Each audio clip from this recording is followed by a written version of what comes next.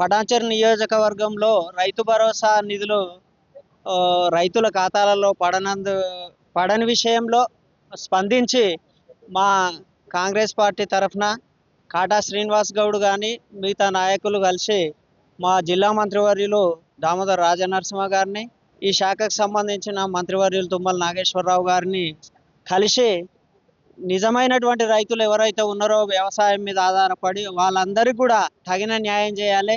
ఈ రైతు భరోసా నిధులను విడుదల చేసి వారి ఖాతాలలో జమ చేయవలసిందిగా విజ్ఞాపన చేసి ఈ రైతులకు న్యాయం జరిగేటట్టు వారి రైతుల ఖాతాలలో డబ్బులు జమ చేయించినందుకు గౌరవ మంత్రివర్యులకు, అదేవిధంగా మా కాటా శ్రీనివాస్ గౌడ్ గారికి ప్రత్యేకమైనటువంటి కృతజ్ఞతలు మా రైతుల తరఫున, అదేవిధంగా మండల కాంగ్రెస్ పార్టీ తరఫున, అమ్డూరు గ్రామం తరఫున కృతజ్ఞతలు తెలియజేస్తా ఉన్నాం. మాది గడ్డపోతారం గ్రామ పంచాయతీ. మాకు 3 ఎకరాల ల్యాండ్ ఉన్నదన్న. 3 ఆర్ల 18,000 పడ్డాయి. రేవంత్ రెడ్డి గారికి చాలా ధన్యవాదాలు చెప్తున్నాము. ఒక మాట చెప్పగానే రైతులకు రప్ప పడతాయి అన్నాడు కన్నా, అది మాకు చాలా సంతోషకరంగా ఉన్నది.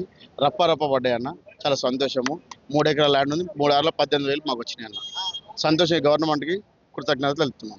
మళ్ళీ మేము ఇప్పుడు మళ్ళీ ఉన్నాయి కన్నా, మళ్ళీ ఇప్పుడు పంటలకు మళ్ళీ వాడుకుంటామన్నా. ఈ వాడుకోవడానికి కూడా పైసలు లేకుండా యాక్చువల్లీ ఇప్పుడు ఈ రైతు బంధు వచ్చినాయి కాబట్టి, రైతు భరోసా వచ్చినాయి కాబట్టి ఈ మళ్ళీ 18,000 మళ్ళీ మేము పొలానికి సాగు చేసుకోవాలి కానీ సాగు చేసుకోవడానికి కూడా ఉపయోగపడతాయని చాలా సంతోషమైన కారణం. మళ్ళీ ఇక్కడ అప్పు తెచ్చుకోకుండా ఇవే పైసలు మళ్ళీ వాడుకుంటామని తెలియజేస్తాం.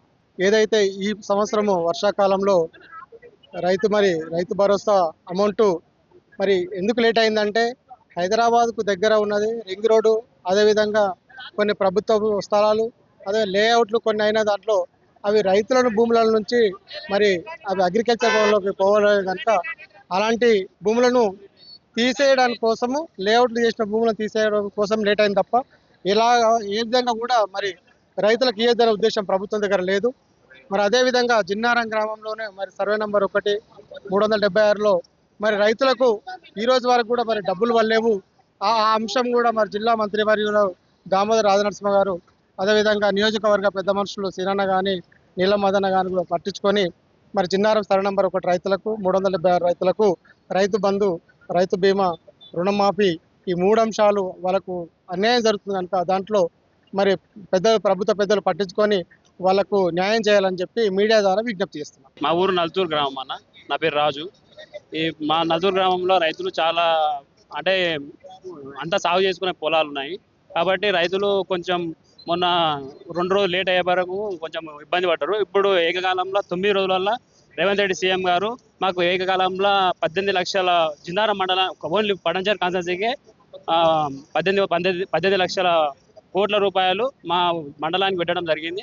మాకు చాలా సంతోషంగా ఉంది. వ్యవసాయంలో ఇప్పుడు విత్తనాలు నాటుకోవడానికి మాకు ఉపాధిగా చాలా అవసరం పడుతుంది. ఇప్పుడు అప్పు ఏడ తెచ్చుకోకుండా మాకు చాలా సౌకర్యంగా ఉంది.